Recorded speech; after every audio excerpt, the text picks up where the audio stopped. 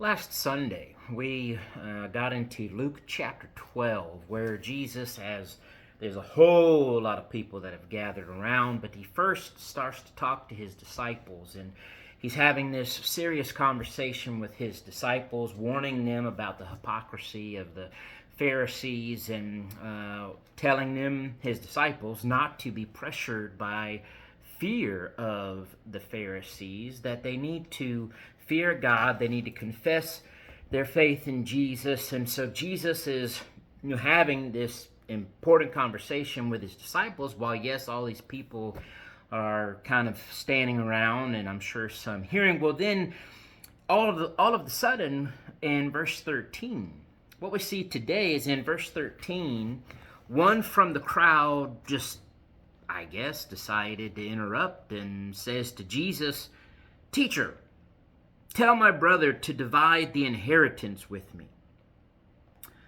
So, if you picture this in your mind, as often happened, there's a multitude of people. Jesus is using an opportunity to teach, and he's teaching his disciples, and randomly out of nowhere, some guy speaks out, Teacher, I need you to do something. I need you to tell my brother to divide the inheritance with me."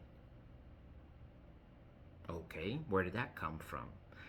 It's not a question of what Jesus was talking about. It's not anything like that. It's this guy, his brother, he thinks is, not being fair and divvying out the inheritance and so on and so forth. And he wants Jesus to solve the problem. Well, Jesus first says to the man, who made me a judge or an arbitrator over you? Jesus just says, listen, that's not my job. I'm not a judge and arbitrator. I'm not the one you should be talking to about this. But then Jesus uses this to teach an important point. When he then says to them, probably to the people standing around, the great multitude of people, he said to them, "Take heed and beware of covetousness." Watch out, pay attention, look out for, beware of covetousness, he says, and all covetousness. For one's life does not consist in the abundance of the things that he possesses. So maybe Jesus knew something about this man that's speaking out. Maybe Jesus knew this man's heart and knew that this man, maybe his issue was not that he wasn't being treated fairly, but that he wanted more. Maybe he was struggling with covetousness or greed and maybe wanting more of that inheritance. Well, Jesus warns everybody, watch out for covetousness, because this life is not about the amount of stuff, the amount of money that you have. That is not what life is about. And he goes on to then give a parable to really drive this lesson home. He says, "The ground of a certain rich man yielded plentifully. And he thought within himself, saying, what shall I do, since I have no room to store my crops?" This guy was doing good.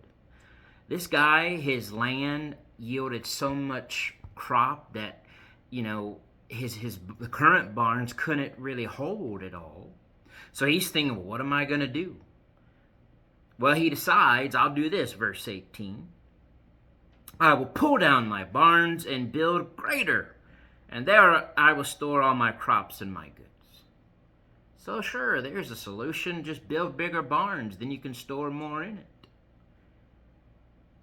But then, verse 19, he says, "I will say to my soul, soul, you have many goods laid up for many years. Take ease, eat, drink, be merry." This guy was living good. He had all that he needed, plenty to get by for many, many, many years. He's just going to kick back, relax, man. He's just going to coast through life. He has got it made. But verse 20, God said to him, "Fool, this night your soul will be required of you. Then whose will those things be which you have provided?" God comes to the guy and says, yeah, you just did all that and you've stored up a lot of stuff, but what good is that? Because tonight you're going to die. You're going to give an account before God. Then who's going to get all your crops, your stuff? It's going to go to somebody else. So you're not really that rich at all if you're not rich towards God spiritually. As verse 21, so is he who lays up treasure for himself and is not rich toward God. Jesus is saying to them, you can have all the stuff in the world, all the money in the world, all the things you need and want in the world, and yet be poor in the eyes of God spiritually. If you don't have God, if God's not first, if you're not living for God. You know, this life is not about all the stuff and the money and the fun and the pleasures. And, this man, this rich fool, as we call him, he thought everything was good. I mean, he was blessed. He had so many good things. He thought, man, I'm good. But his soul wasn't right with God, so really he had nothing. So is he who lays up treasure for himself, physical treasures, but not spiritual treasures in heaven. Not rich toward God. We've got to be rich towards God. And that is in spiritual things, in salvation, and godliness, and righteousness. Because this life does not consist about the abundance of the things we have, the clothes we wear, the cars we drive, the jobs we have. Life is about our relationship with God. Because one day we're going to die, and all the stuff is going to go to somebody else. It reminds me of what Solomon said throughout Ecclesiastes. That's what Solomon struggled with. And Ecclesiastes was, you work and you labor and you do all this stuff, but then one day you're going to die, and none of this stuff is going to be yours anymore. You're not taking it with you in eternity. So the conclusion of the matter, Solomon said, was to fear God and keep his commandments, for that's the whole duty of man. For we must all appear before the judgment seat of Christ, the judgment seat of God, and give an account for all that we've done, whether good or evil, all secret things. We need to make sure we're not being foolish and getting caught up and wrapped up in the things of this world and neglecting God, neglecting our relationship with God. We've got to make sure we're rich towards God, rich in faith, rich in hope, rich in love, rich in godliness, and to make sure we're living for what truly matters. God bless.